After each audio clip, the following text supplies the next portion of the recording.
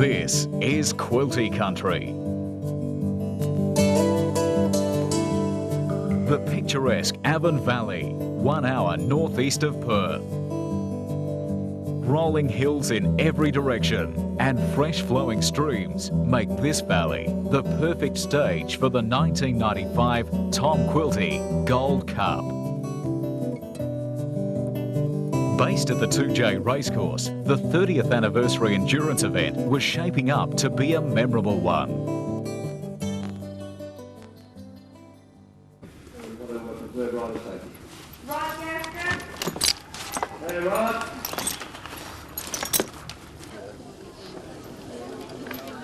Now there's no doubt about it, 160 kilometres is a long haul in anyone's eyes. But 11 o'clock at night, after a few hours restless sleep, and with a temperature a chilly 8 degrees outside, those 160 kilometres were feeling pretty daunting to the riders. After a quiet afternoon, the camp was now buzzing with activity. You nervous about the ride? A little bit. Oh, not nervous at all, terrified. 4 weeks ago I did 120 Ks and the horse stood up to it quite well. Yeah? He would have been fit for another 40, so I feel fairly confident that we'll finish tonight.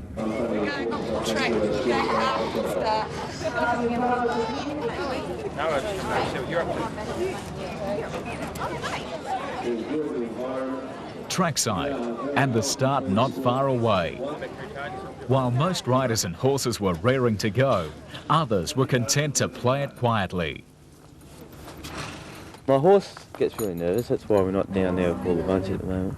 Midnight, and the Quilty is underway. 10, 9, 8, 7, 6, 5, 4, 3, 2, 1.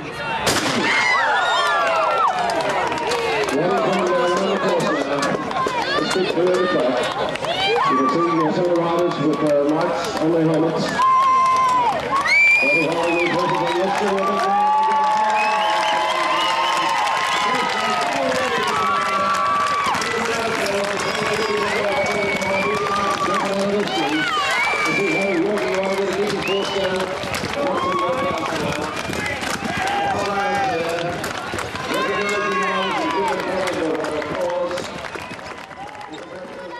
With only torchlight for guidance, 105 riders and their horses head off into the darkness for leg one.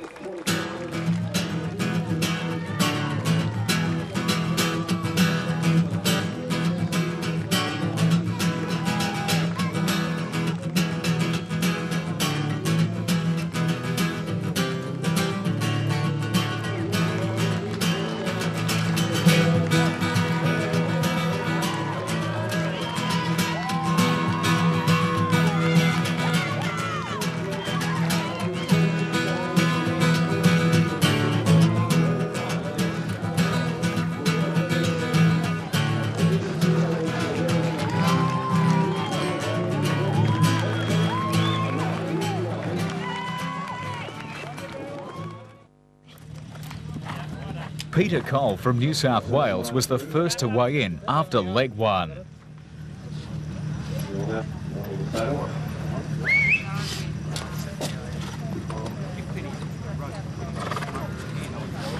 Yep, you're right. Yep. Very good. Okay. 20 minutes later, dozens of riders complete their first stage. 18.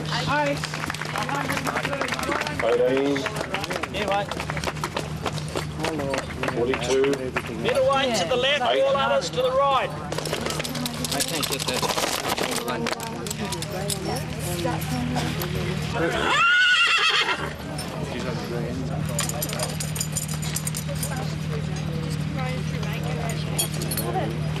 After over 2 hours of waiting, it's now the strappers who are busy. No, right back.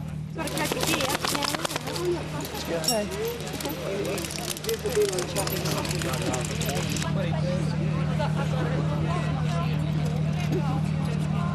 $48, $218, $318. No problem. 48.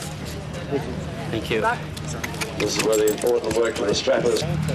28. Thank you. 28. Better get your slip. Yep. Is this book ready? Horses away from the finish line, please. 47. Smile, Sally. Slip. 44. Yep. Yep. Bit of rider with a number and all. 5. Thank you. How much? 78.5. Hey guys, A few hours later, and the field is starting to spread out.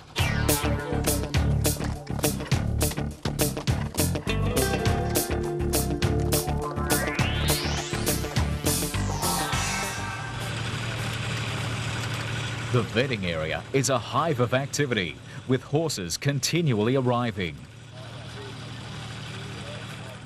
No horses were kept waiting, with 10 vets in the ring and 2 out on the tracks for emergencies. The first thing the vets do is take the heart rate, and that has to be below parameters that we consider indicative of stress. So at the first check, all of the heart rates had to be 55 beats per minute or below. Now they have to be below 60 throughout the ride. And then the veterinarians will be looking at the mucous membranes to see that they're not in a state of shock. They'll press the gums so that they'll get some measurement of the amount of the thickness of the blood, how dehydrated they're getting. And then they will go to the skin and pull on the skin. That's a test for dehydration.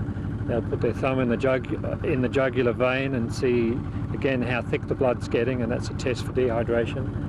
And then they'll put the stethoscope on the horse's flanks to see if the guts are working. We're very conscious that stressed horses can develop colic, so we measure and listen to the gut sounds very intensely. It's very important that we do that. And then we check a couple of other things. We check that the saddles aren't rubbing and the girth's not too tight. We check the legs to see that hasn't been any impacts or puncture wounds or scrapes against logs or anything like that, or even brushing. When they get tired, the shoes can brush the inside of their legs and cause injuries. Already, the course was proving to be challenging. It's difficult, very rocky. The next leg will be the hardest, 45 kilometres long, and that will be the one that really tests them. If they're going to fall back, they're going to fall back in the third leg. Rocky and tough, yeah. And the horse is going really well. He's going very, very well. Yes, he's a 15-year-old horse, but he's better than ever now. He's Lionel, and he was here in 1989, and he did the course, and I think he's fitter now at 15 than he was when he was here 6 years ago. For some, though, the going was too tough. We've vetted 5 out now, 1 out because the heart rate was too high. It didn't fall below the necessary parameter. And the other 4 were all on lameness. We've got the girth off. Still in the running was David St. Charles, who had come all the way from the United States for this event. I came down last year to do the Quilty, and this is the second time that I've ridden it, so I've very much enjoyed the first 60K, so we'll see what happens in the next 100K. The riders weren't the only ones working up a sweat. Farriers were on course throughout the Quilty for emergency repairs.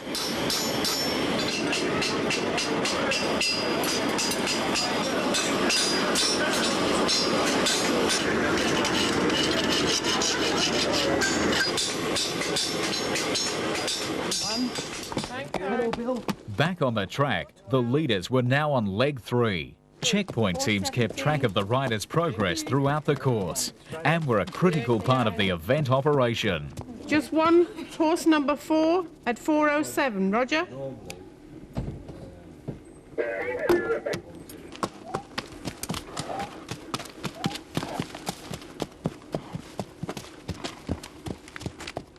What does it feel like standing out here in the cold at 3 o'clock in the morning? It's not too bad with the fire. It's enjoyed it, isn't it? The riders are worth every minute we spend out here.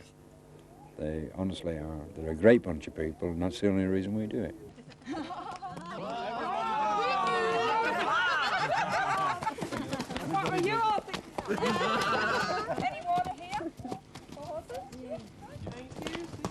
there any water for horses? Yes. 102. 102. Here you go, Pops. Number 1. Hello, number 1. And number 105. Push in. Sorry, mate, we're only got one bucket. It's my girls. And what's the pay like on the checkpoints? Oh, terrific.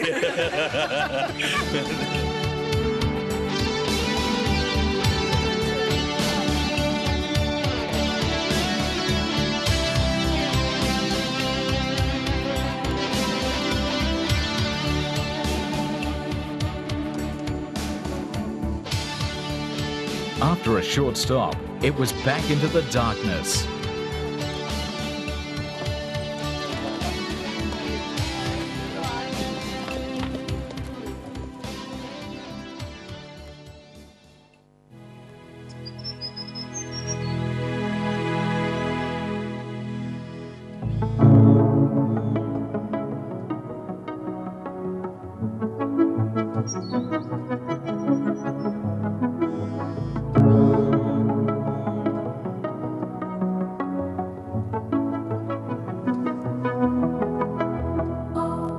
Daybreak, and in tiny pockets the fog lifts, unveiling glimpses of beauty. On some parts of the course, the mist is thick and visibility is still down.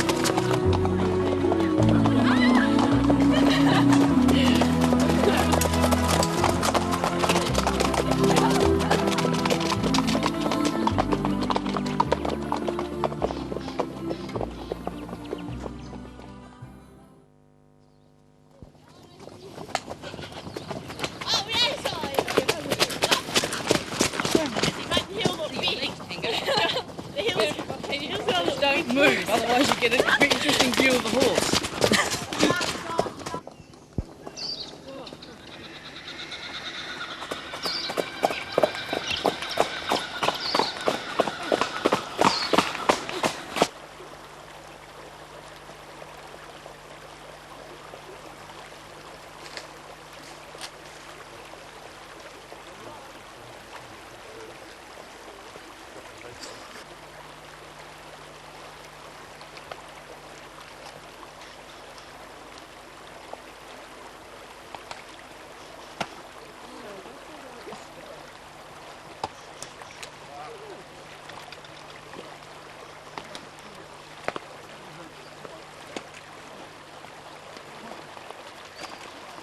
Here for a short song.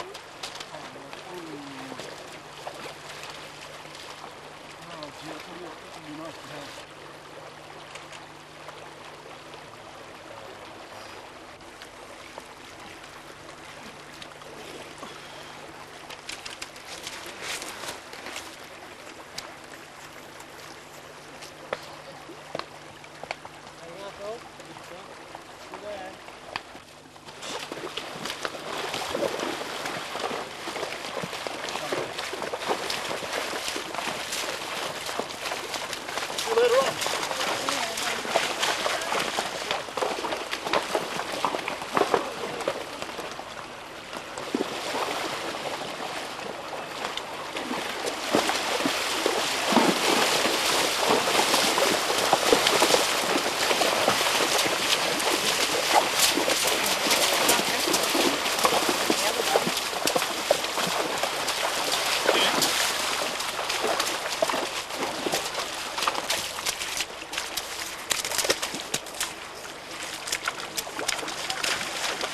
The river crossing is a great vantage point for spectators.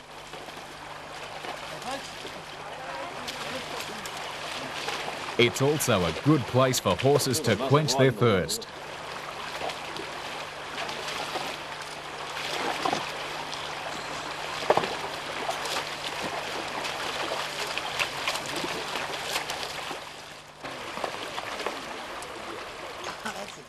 Ron Males cools down Revlon Grace the easy way. Sponges on the end of the string.